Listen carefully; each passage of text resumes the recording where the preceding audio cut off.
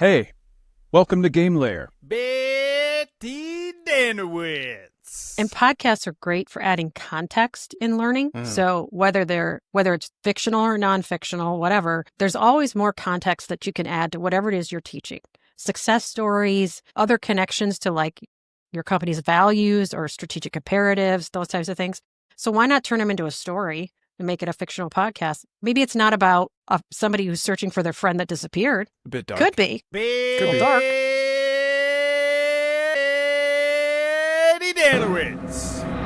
Hey, welcome to GameLayer, where we explore the science of play and the quest of learning. I am your host, David Kolmer. Theme music by Caleb Willits. Welcome down to GameLayer. I play piano. I play chess. I play everything. I play games of my own invention. I'd like to move to the domain of play. You know, I'm going to get all philosophical and weird on you. Like, games are things that bring us together. By nature, most people are in some way competitive. And it's just built into our DNA, right? It's literally how we survived for, centuries, is you had to be competitive in one way or another in order to eat. Our guest today needs no introduction in the world of learning and development podcasting. Betty Dannewitz has inspired probably countless people to get into podcasting. She travels the United States, going to learning conferences, giving talks and demonstrations on how to create a podcast on the cheap. Her newest thing is doing podcasting live at learning conferences, and she has expressed to me that is a difficult operation and does require additional work and additional logistics to make it happen. But she does it anyway. I met Betty Dannewitz when I went to my first international learning conference in 2023. And on that Friday, the last day of the week, I went to her session on how to create a podcast on the cheap. And it planted a seed. Number of years later, now it's 2025. I have my own podcast. And full circle, I asked her to be on my show. She said yes. Then we scheduled it several times. We canceled it several times, and today she's on the show. So without further ado, the karaoke Rust Belt belter, the self-aware tamer of monsters, the queen of the cast, Betty Dannewitz. Betty Dannewitz! Well, hello there, Betty Dannewitz. Well, hello. How are you? I'm good. How are you doing today? I'm fabulous. Good. That's good to hear. So I wanted to ask you, what is your glorious purpose, Betty? My glorious purpose. Now, why are you asking me about that, David Kolmer? Right out of the gate, I want to highlight that you did a series on the Loki show that's on Disney Plus, I believe. And it's my favorite learning and development podcast. So I wanted to make sure that I highlighted that. I love that. My glorious purpose is to help people become better humans. Like that's my life job, my job in life. And if anything I do doesn't come back to that, I don't want to do it. That's fantastic. I was walking on a really hot day to the YMCA one day, listening to your podcast through my iPhone. And that episode came up while I was walking through like the 95-degree heat in the St. Louis humidity that you're now familiar with. It was terrible.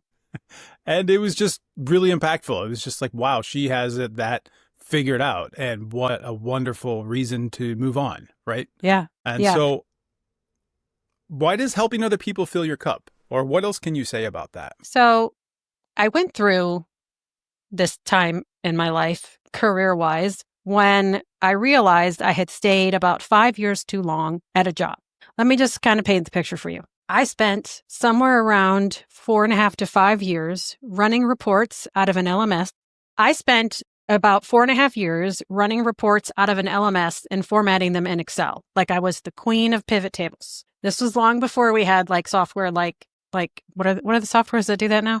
I don't even know because I have no shits to give about it anymore. What is it? I mean, you're putting me on the spot. I'm trying to think of something very specific. Something with a B. Power BI. There you go. Power BI. We got there. There's something with a T. Anyways. There's a Frost. I think it's like Snowflake or Frost. Yeah, they do that stuff. Whatever you say.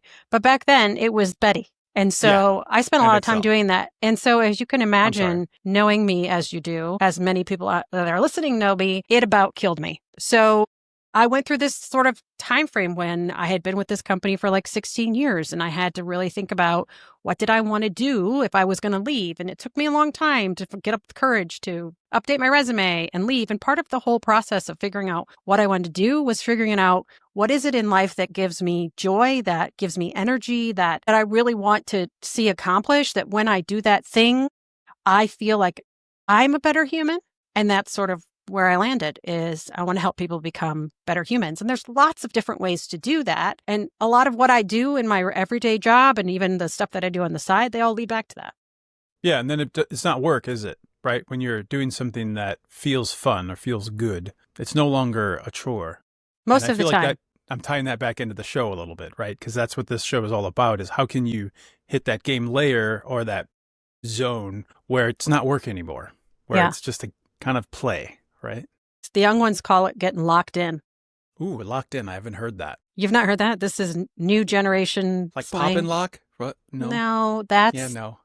Right. Would be us, not locked them. In. I know. Locked in. So like instead of in the zone, like we used to say, we're in the zone or I'm, they don't say that anymore. I've heard locked in. I don't think, I didn't know what it meant, I think. Now you know. Yeah, now I know. So yeah, I don't really have a good segue, but I sent you a link to the Bartle player taxonomy, and I was curious which game player type you are. Are you on the edge of your seat dying to know? I am. I actually sent you a message yesterday guessing what they were. Yes. So, yeah. And what did I say? You said, really? I said, sit down. You're going to have to wait. Yeah. So I did take the test almost immediately. Okay. I have to tell you, I don't think I have ever played a multiplayer. What are these called? Multiplayer dungeon? Nick, I've never played what are these games called? Video game? I have played a video game. Yeah, what are these called? MUDs, right? Multi-user dungeons.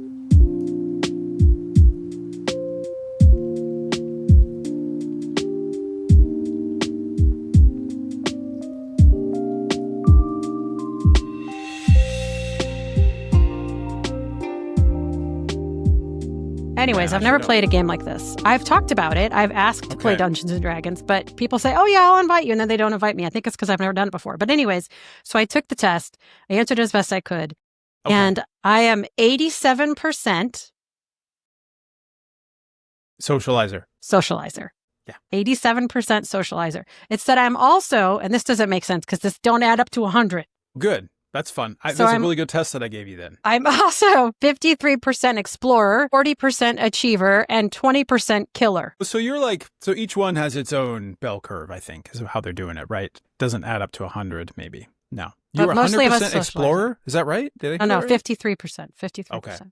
So it says, let me read you what it says. It says, socializers. Okay. Socializers are interested in people and what they have to say. The game is merely a backdrop, a common ground where things happen to players. Interplayer relationships are important. Empathizing with people, sympathizing, joking, entertaining, listening, even merely observing people play can be rewarding. Seeing them grow as individuals, maturing over time. So I feel like this landed. I love this part. It says, killing, however, is something only ever to be executed if it's a futile, impulsive act of revenge perpetrated upon someone who has caused intolerable pain to a dear friend. That's right. Yeah. Don't fuck with me or my friends. Right. Don't fuck with Betty or her friends. That's right. I will pound you. This is the first episode we're using foul language, and I love it. You can blurt out. I'm not. Buzz it out. No, this is the But that is very me. I'm very mama bear. Okay. I don't know if you've ever been around when someone has talked trash about somebody that I know or tried to be a dingleberry about it. Right. So I cleaned it up for you. That was good. Thanks. But I will. My eyebrows go up, and I can't get them down because I'm like. There was a video that I saw. You were at the end of a conference, and someone commented on one of Matthew Pierce's YouTube videos. Like, why should I even listen to you? You don't even have 2 million views. And you got on, made a video, and you were on fire. But I was nice. Behold, the fox I doth not give. I am going to put this out there in the world. Yes. And you didn't look great. I'm going to be honest. You looked tired. You weren't made up like you are today. You were like, look, look at that. You woke up. Maybe you had a coffee. Maybe you hadn't. You couldn't tell, right? But I was literally standing on the other side of the Dunkin' Donuts. You can see it behind me. Right. And I was like, I can't take it anymore. And I just literally pulled over with my little suitcase. I was like, and I pulled out my phone. And I was like, listen, And I was nice, but if that person had been there, see how my eyebrows, do you see it? They won't go down. I see that. And if you're watching the video, her eyebrows, if you're not watching the video, her eyebrows are like really high. It won't go down because I'm like, right.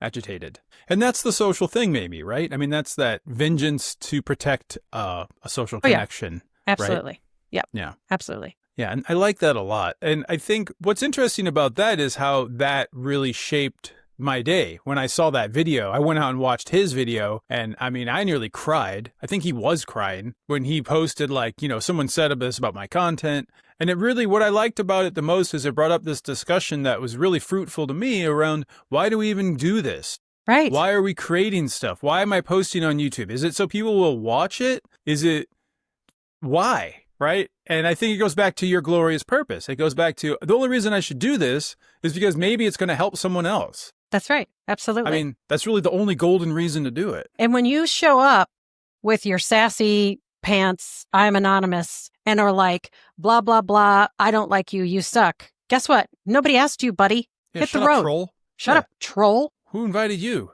Troll face? So Matt is such a kind human. He is like so kind, and he gives so much of his time and his heart and his effort to help people. And I just, thanks for bringing that up, because now I'm like, well, he's a brilliant person as well. Agreed. Not only is he nice and humble, but he also happens to be brilliant. So there's also that part.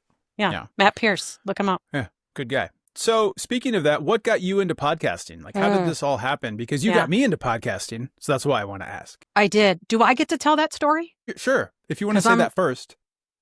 About you? You always ask me to tell that story. Why don't you tell that story? Okay.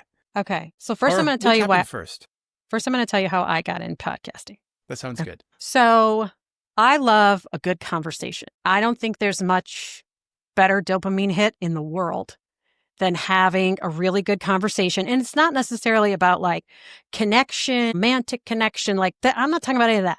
First of all, who has time for, I don't have time for that. Anyways, moving on. Time for romance? No. Right.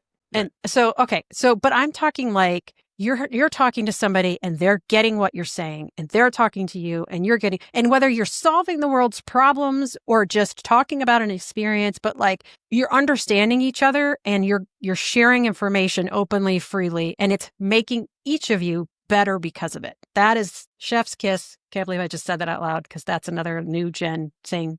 But it doesn't even have to be a theosocratic discussion. It doesn't have to be a Socrates debate. It can just be like, oh, let's talk about chocolate. Mean, I could tell you I've had some of the best conversations about like Marvel characters. I mean, you want to get me going? Let's talk about Katniss Everdeen. Okay? There you go. Talk about a fictional character that I could talk about for days. We won't do that. She's but a badass. anyways, she's all day long. Amazing. Yeah. But my point is, I love a good conversation. And so what I did was I suddenly found out, thanks to Brian Washburn, I'm dropping his name, that there was this whole industry of people out there that did what I did. Not that I didn't know, I just didn't realize that there was this whole gaggle of people out here that do the same type of work that I do, that I could start tapping into. And that's like sort of the moment I became aware that there was a learning and development industry. And so to start understanding more about it, I started sending out, messages. Hey, really enjoy your content. Would love to have a chat and hear more about your story. Very genuinely interested. And I'd start to have these conversations. And every time I would have a conversation with somebody, I would be like, man, I wish I could hit record, because somebody else would really love to hear this. And now I'm going to have to go and try to regurgitate the whole thing. But really, if they could just listen to it. And so somebody said to me one day too, hey, why don't you start a podcast? And I had not even shared this whole thing about conversations with that person. I was like, I don't know. So I started thinking about it and dinking around with it and making ideas. I know you know what that's about. Yeah, I do. So I did that for about 6 months. And that first person that had said that to me comes back and was like, hey, did you start your podcast yet? I was like, no, I'm getting there. And they're like, I don't know what you're waiting for. With my blog. I'm dinking around. Yeah. Right. Just hit record. And I was like, okay. So I reached out to Myra Roldan and I was like, hey, I'm going to start a podcast. I'm just going to get the first one out of the way. She's like, I want to be the first one.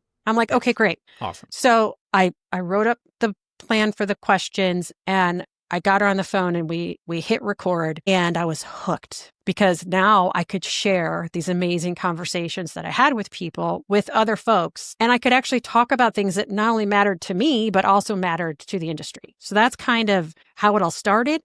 My first podcast dropped in February of 2020. 2020. Mm-hmm. And about 6 weeks later, the whole world shut down. Yeah.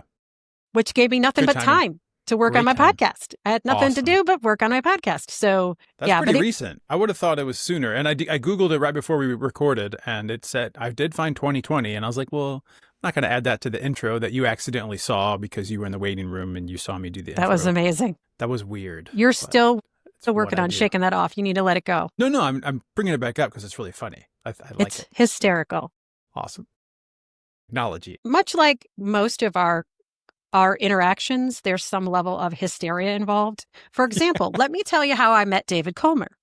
Yes. Let's talk about that. What had happened was I was at DevLearn, and it was Friday morning, the last day of the conference, and I had a 10 a.m. session, which is the last one before the last keynote, which means ain't nobody coming. Or so I thought. And so I stayed out way too late the night before. We'll just leave it at that. We don't got to tell that whole part of the story. Okay, let's mute your mic so that you can, yeah. Anyways, so I show up at the class and I'm setting up. I think I had some sort of like technical problem that, Can I quote you? What's going to get us in the end is not AI, it's multi-factor authentication. Oh my God, it's going to kill us all. You were peeved. Yeah. I was mad. Okay. So anyways, I'm at the front of the room. I'm getting ready to get started. And I'm like, hey, since somebody was trying to fix my tech, I was like, hey, so anybody got any jokes? And this guy heckles from the back. He's like, I got a joke. I'm like, okay, what do you got? And he said some dad joke. I don't even remember what it was. I was like, that's amazing. Anybody got another one? What do you call a cow right after she gives birth? Everyone's like, oh, this is going to be bad. Okay, so first of all, that's not a joke that's appropriate for a room of professionals, which, by the way, the room was full. I forgot to say this. Like, I was expecting like 15 Standing people. There was like 150 people in this room. Anyways, what was it? Go ahead. What do you call it? Decaffeinated. Oh my God, it's just as lame today as it was then. It's great because you think it's going to be really, really bad and sexist, and then it's just dumb. And it's really just dumb. Anyways, so I'm like, okay, anybody got another one? And then you had another one, right? Didn't you have another one? I do. Yeah, I keep all of my dad jokes in my database. Oh my God. So at that point, I was like, you know what? You come up here. He was at the back of the room. He was literally standing at the back of the room. I'm like, come up here. There's a seat in the front. You're going to help me teach this class. So he came up front. Like if it was me, I'd have been like, nah, I'm good. Came up, he sat down. And as we went through the session, every now and then I'd be like, isn't that right, David? What is your name? David? Like, I don't know if I didn't. I don't know why I couldn't remember your name. It's the same name my husband has. So I say David all day long. There you go. But anyways, so that is how we met. And I'll let you tell how you got into podcasting, but we tell that later. We don't have to do that now. Yeah. I think what happened was then I kept asking questions and you said, oh no, you're the co-facilitator with this. You're the co-host. And you said I could just talk over you. And I didn't really talk over you, I don't think, but I did add to the conversation. Yeah. And my favorite part is then, just to be funny, I pretended I had to leave to go catch a flight, but I didn't. I just got up and left. I didn't know that. Yeah. I was like, oh, got a flight, guys, gotta go. And I literally stood up and ran out just because I thought it would be hilarious. And so it is, because I'm cracking up now. Good. Yeah. So what are games? Like, to you, what are games and why are we so fascinated with them, or why do we love them?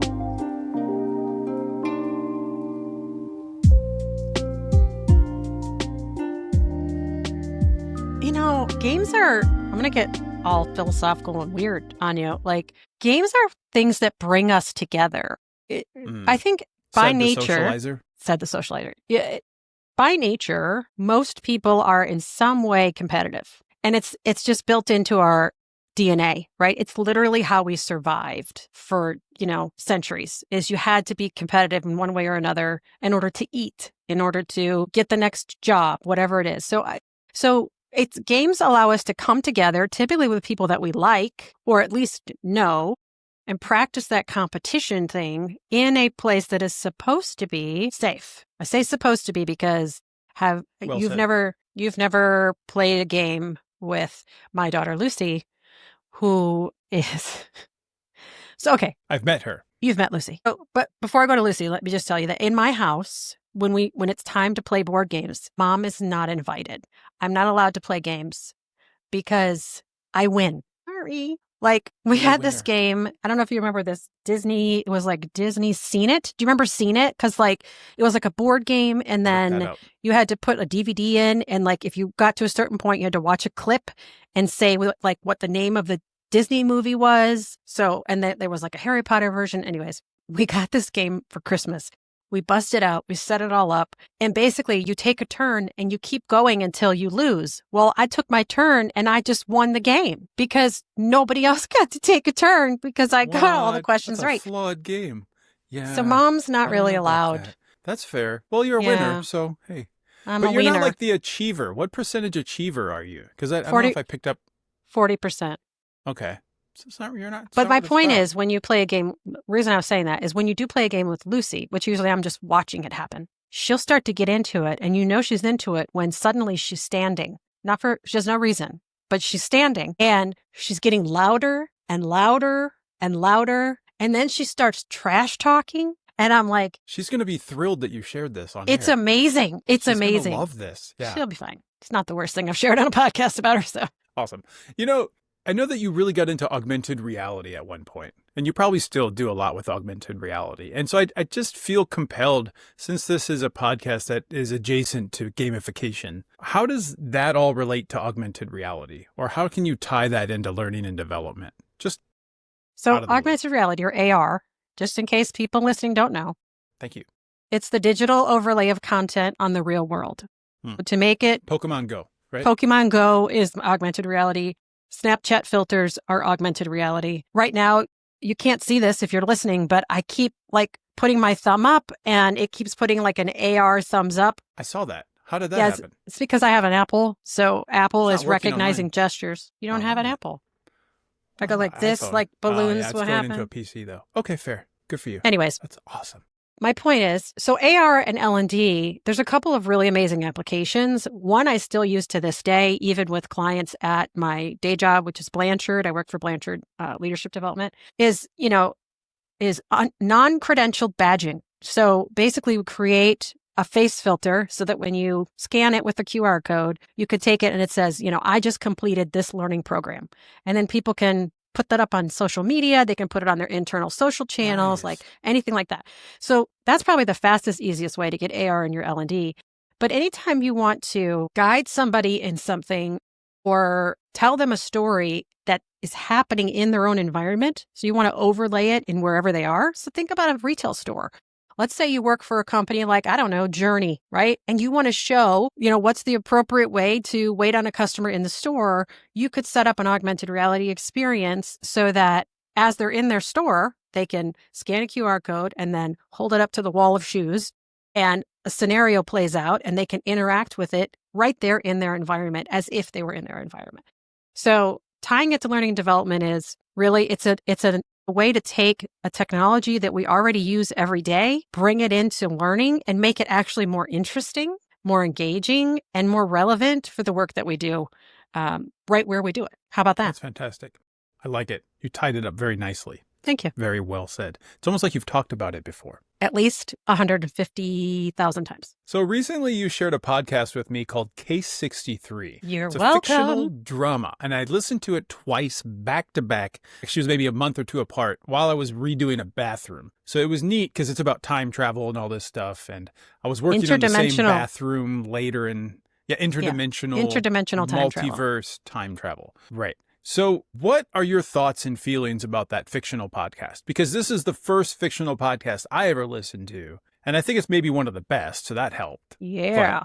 But, right. So we have to call out that it has two very big names and well-known voices in it. Oh, look, there's balloons. Look at you. You're just augmented all over. Wow. Okay. Check out the video. Yeah, check out the video. Okay. So it has Oscar Isaac, yes, who played Moon Knight on Disney Plus, among other things. He was also Poe in the Star Wars, the ones with Rey. Okay. Am I right? I'm familiar with Moon Knight. I love Was Moon he not Knight. Poe? It was Did I make that up? If I made that up, send me a note like in LinkedIn and be like, Betty, you're confusing your people. I don't know. I don't know if I even saw that. What is that? I thought I saw all the Star Wars. Maybe I did. The ones with Rey. Rey, the girl Rey Skywalker. I think I saw that. Okay. Well, you're going to give me a title. I remember Rey, I think. I don't know. Okay. I can't remember that. That's not what we're talking about. It's okay. Either Moving way, on. He was in Moving it. on. Someone somewhere is listening to this podcast and yelling at it. Like, what is wrong with you? How do you not know the Maybe we name? can take that part out. No, leave it, please. God, it's a real Moon conversation. Knight was fantastic. Moon Knight was probably loved one of the Moon best. Knight. Okay, I watched it and twice. it also So has good. Julianne Moore, whose name I can never remember except Me for either. now. I'm very excited. Right. Thank you. So Big who, Lebowski. sure, she also played President Coin in the Hunger Games series.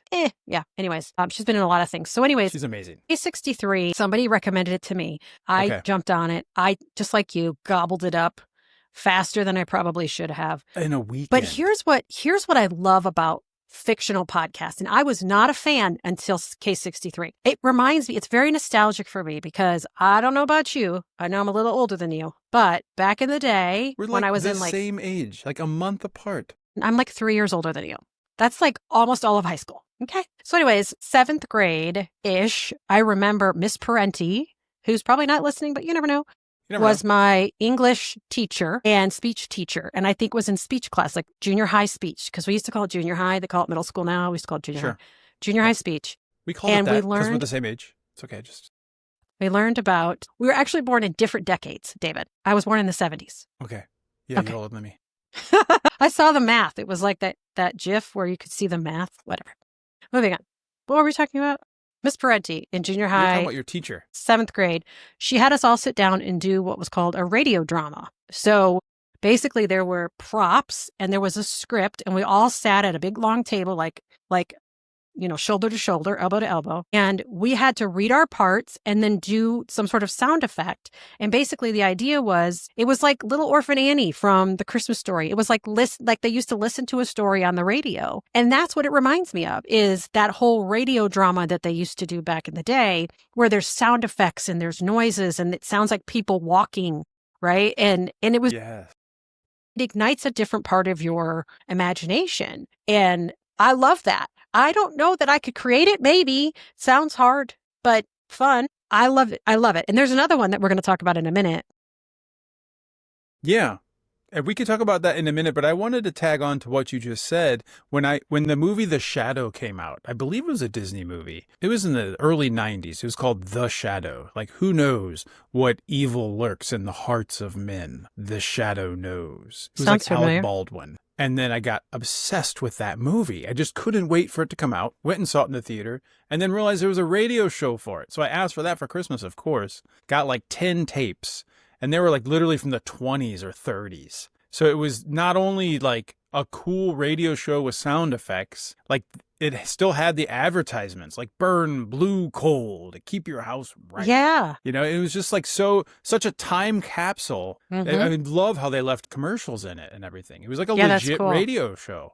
I want to listen to that.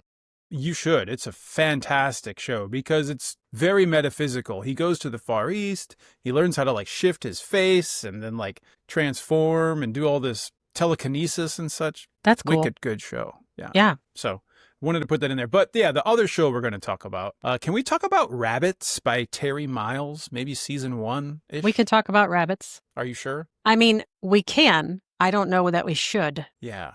They might be listening. Play the game, but don't tell. You know, in the show, I like how Terry Miles, who wrote it, created this thing called the Public Radio Alliance. So it's a company that I think he just made up. And he connects all of his different shows together. And I brought that up to you. You said, oh, that's such good storytelling. Why is amazing. that good storytelling? Well, for one thing, it's like real life, right? Because everything is connected to something else. So nothing in the Public Radio Alliance lives on an island unto itself. Somehow Rabbits is connected to, what's the other one called? Tanis. Tanis? Yeah, Tanis, which I The think will be last connected. movie, I think, is the other one. The last movie. The Yeah. third one. So Yeah. they'll all be connected, which is a couple of things. One, it ensures that people will keep listening to all of them, just like spinoffs get Yep. most of the same people that love the original show. Better Call Saul. Right. Absolutely. And then also it will get people to listen a second time and a third time, because when they do go to that spinoff, suddenly they're going to realize something from the first one, and then they're going to go back and they're going to listen to it again because they want to make the Exactly. connections in their brain. And that's awesome. There's science around when you watch a movie the second time, you actually enjoy it more because you love the anticipation of the thing that you know is coming, and Yes. you savor it even more the second time. Do you know think why it's the other way people around. you know why people don't like sequels as much as the original? That's a good question.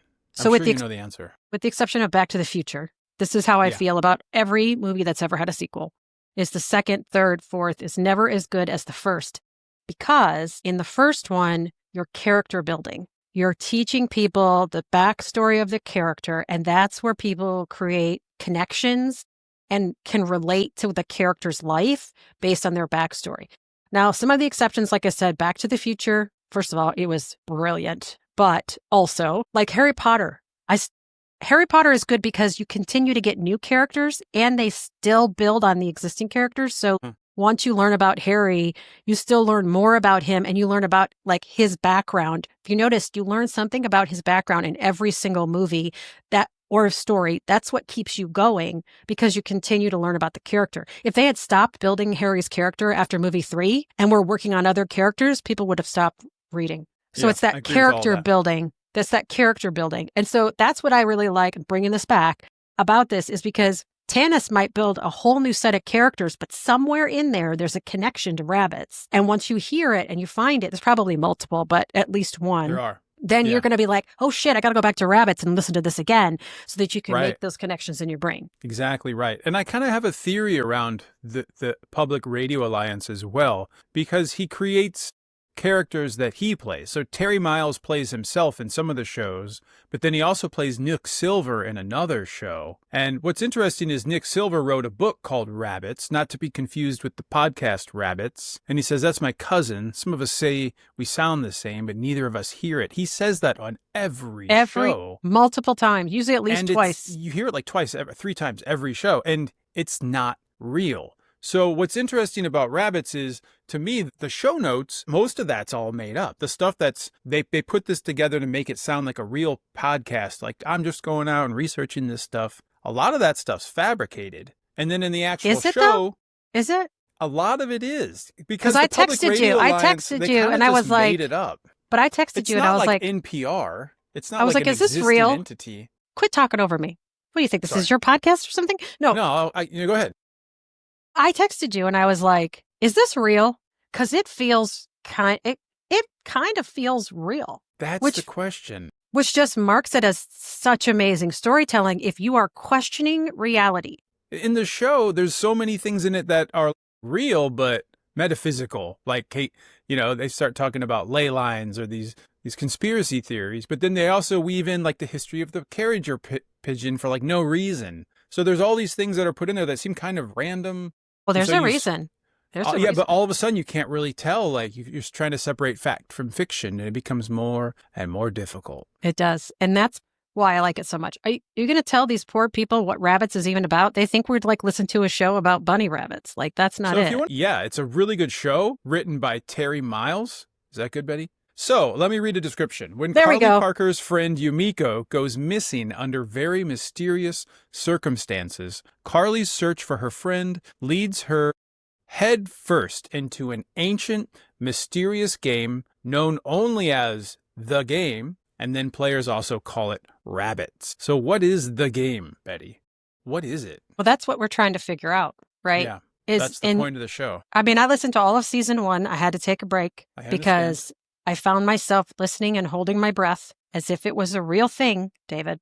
This is why I texted you. And I was like, is this real? Because it's freaking me out a little bit. But like, the idea is she's trying to find her friend who was apparently mixed up in some sort of, what is it, not extended reality, alternate reality game? What did they call it? Something reality game. An alternate reality game. It's like a game that. that plays out in the real world. It's not like Dungeons and Dragons. It's not role-playing. It's alternate reality. That's the word we couldn't think of at the beginning of this episode. It was a role-playing game.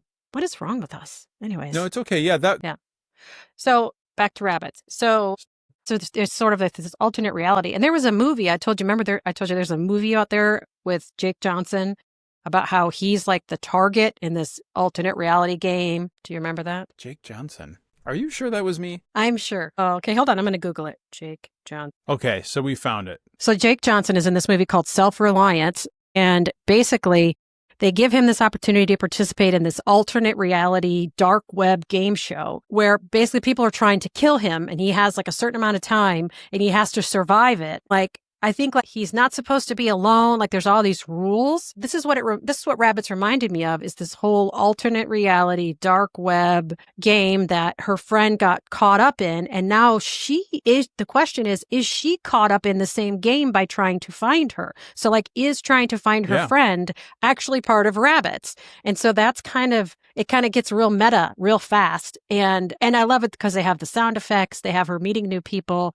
The dialogue sounds real because they say shit like repetitively, not enough to drive you crazy, make you turn it off, but it just sounds like she literally hit record. Right.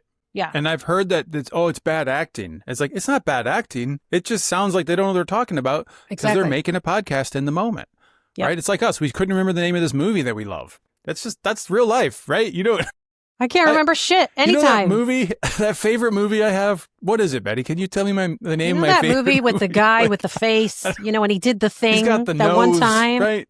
The nose. Yeah, the thing. Yeah. You know the guy. You know the guy. So, and you just brought something up. It's like it reminded you of this other movie. And it's basically that movie rehashed, right? Pretty close. Why? Yeah, exactly. So he has these themes that go over and over, but we can't stop listening. No, Why we is can't. That? You started to contact me about that at one point near the beginning. Like it's not like Rabbits is it's nothing new. It's not like it's a story we haven't heard before, but we're hearing it with different perspectives, different ideation behind it. At one point in Rabbits, they talk about the men in gray, and that brought very much a film noir thought to me. And that's part of the reason I love a podcast, is because for me, the men in gray might have been sort of film noir, but for you, it could have been something totally Fringe. different. The TV show Fringe has the men in gray, and it's like the same exact trope.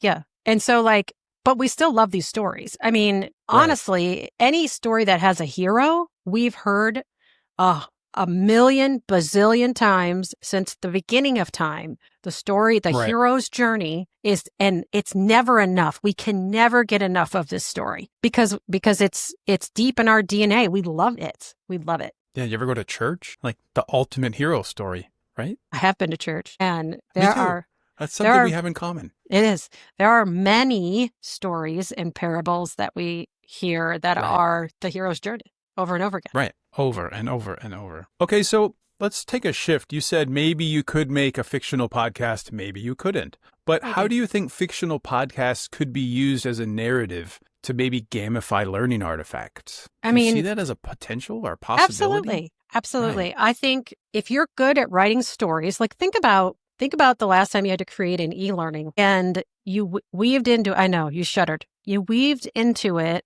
some sort of story or role play or something where there was a person and that person did a thing and there was a result and then you talked about it later, right? Something like that. Could we then take that, expand it out, create a story, ask your friend ChatGPT to help you write the story, and then turn that into a fictional narrative podcast that you then can have almost can fabricate your own like book club or podcast club that then the questions that you ask all lead into whatever the hell it is you're trying to teach. I mean, why not? I don't see why we couldn't. Why not? And then it could be even optional, right? It doesn't have to be, you have to do this, but you could have the same material being reviewed in a different modality. Absolutely. So now we're hitting different centers of the brain, like you said, right? Yeah, absolutely. We're resonating with different parts of the brain.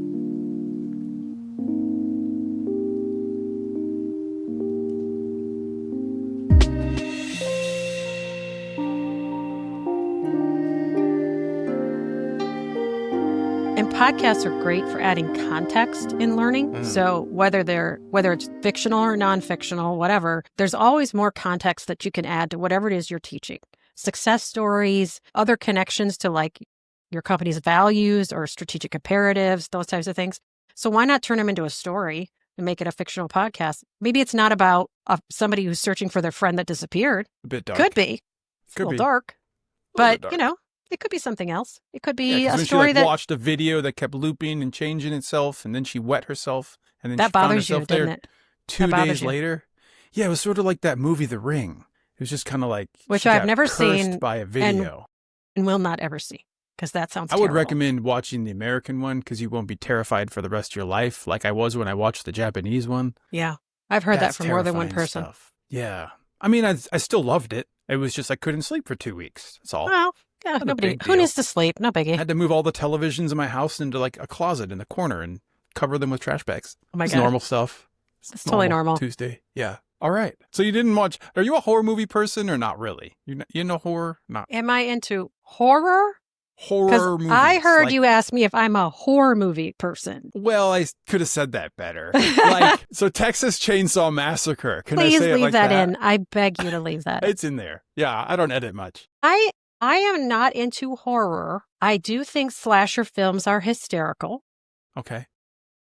I do think that the original Final Destination, when it first came out, was brilliant beyond all. Okay. But I don't typically like horror ends up being some sort of monster or demon or unseen thing that's ripping people in half or some little girl's turning into a vampire. And I don't get anything from that. Mm-hmm. Like a lot Okay. of people, like that gives them that dopamine hit. All it does is make me want to go crawl in a corner and watch Friends on repeat until that's burned in my brain and not the horror thing. So Yeah. that was We're a really similar. long way of saying no. I'm not really into horror movies, but I can appreciate the genre. I just don't spend a lot of time in it. Okay. Well, do you perceive me as a whore? Do I think you're a whore? I just had to put that in there. Sorry. While we're on the topic of who's a whore, all right. My this is God, please, you've got to leave it in there. It's going to be amazing. This is going to be your number one listen to podcast because we're just sitting here Okay. calling each other whores. We went It's there. amazing. We accidentally went there and stayed and we hung out. I know.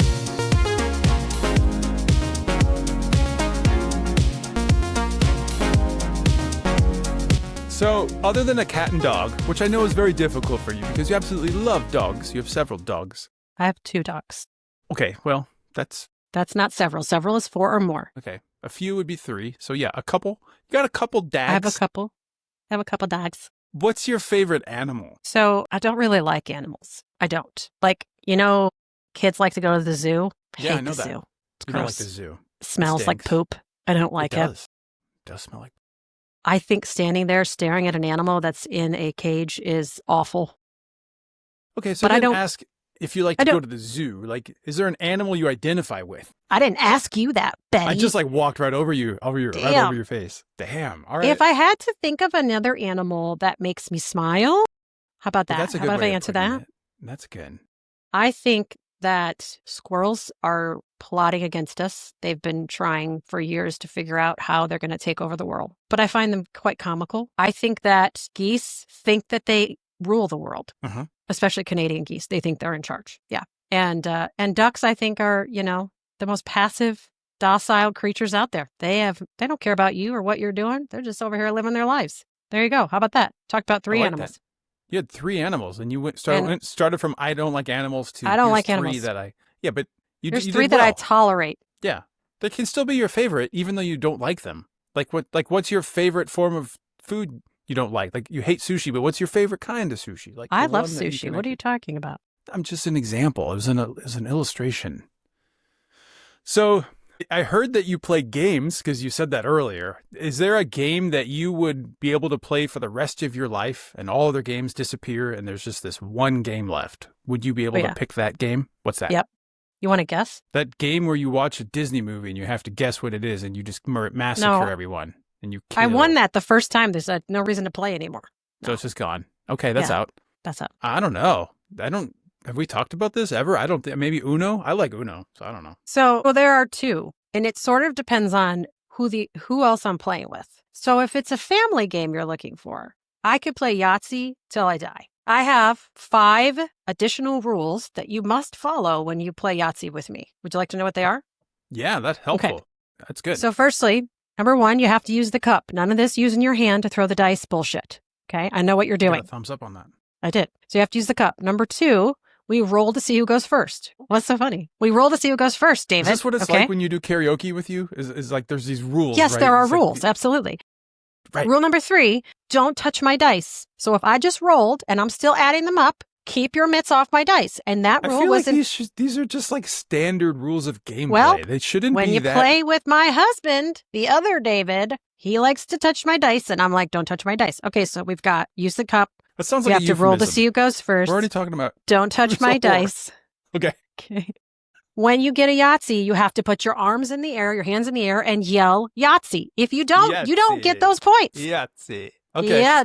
Okay. Well, it's like Uno. You have to say Uno when there's one card left. That's the So there's one rules more of the rule. game. Sorry. There's one more rule. I'm sorry. Play it as lies. So if you're all excited and you shake up that cup and you roll those dice and one of them goes off the table, whatever lands up, that's your number. There's no re-rolling this shit. Okay. That's how you play the game. I don't understand. But you have a lot of caveats. I have you live with cheaters?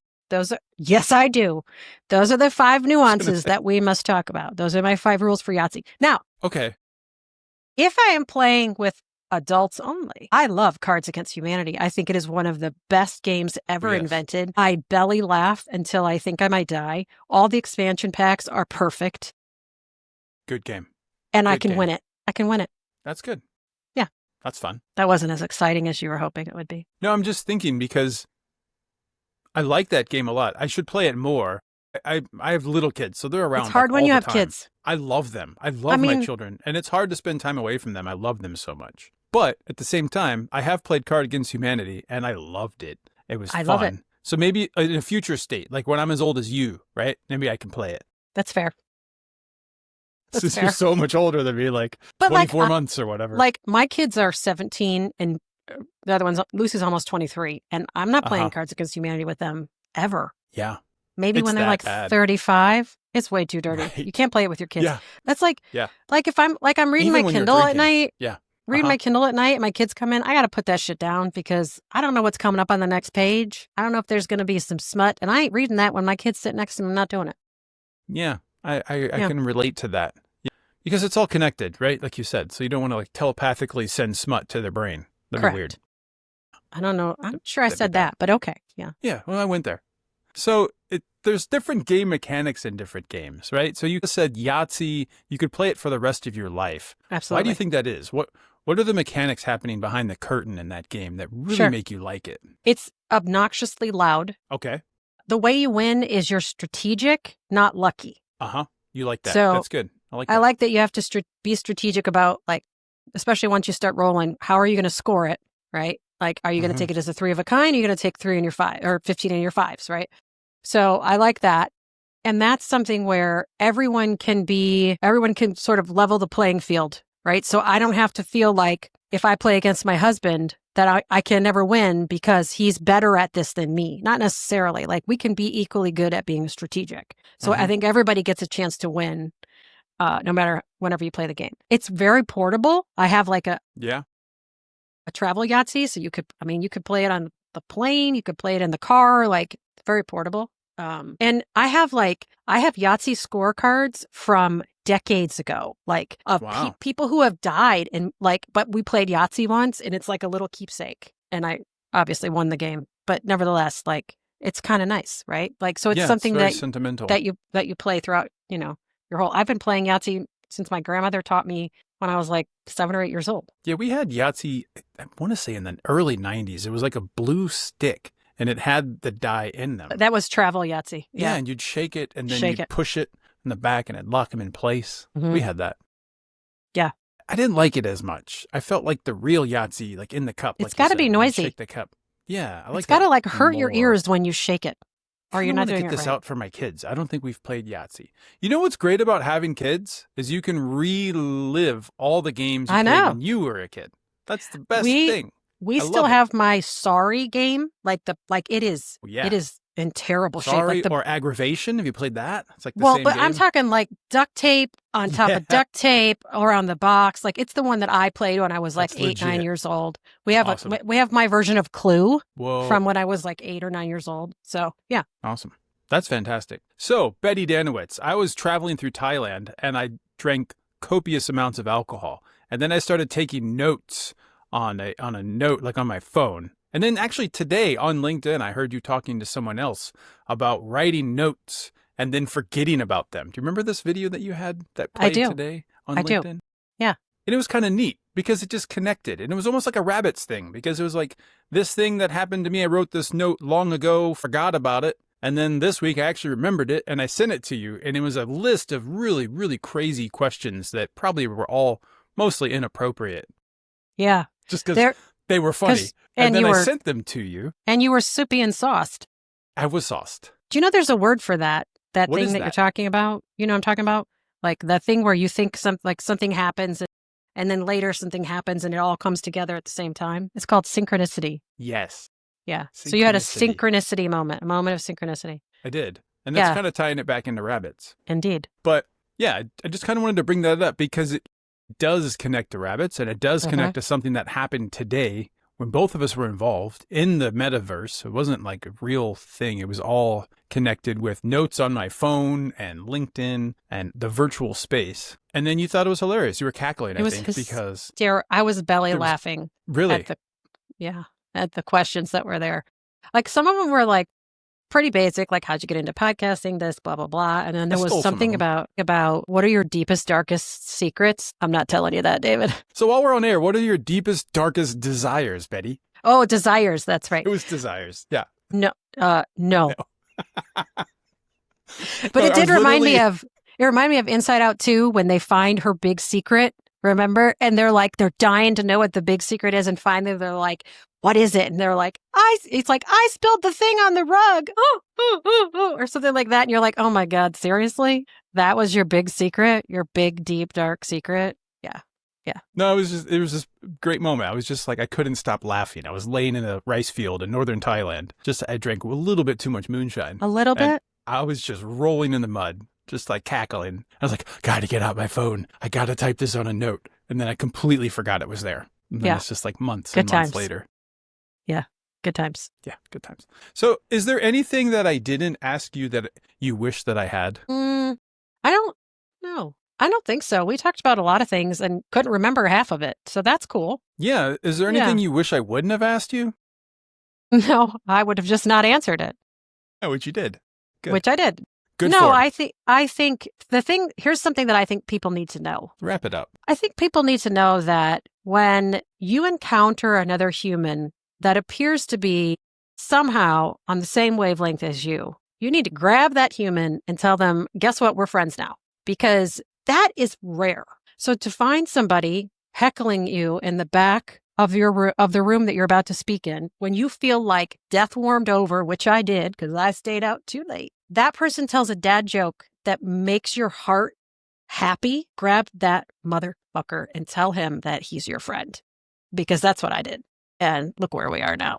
And we're friends, and I appreciate And that. we're friends. Absolutely. And I had this strange hurdle where I can't start a podcast until I'm on Betty Dannewitz podcast, and then it's just like reached out to you while I was mowing the lawn. And I was like, you know what? You're a really good training facilitator. You're really facilitating this conversation, right? And you give me a little cat emoji, blushing, kind of like, oh, you see me, that kind of thing. And it was just, you don't remember that. I do. Anyway, it was kind of cool that I'm listening to a podcast and then I got to know the person. That's never happened. That never happens, right? No. So that was kind of neat. Yeah. So yeah. Happy second to that. be the person behind the podcast. Let me ask you this. Right.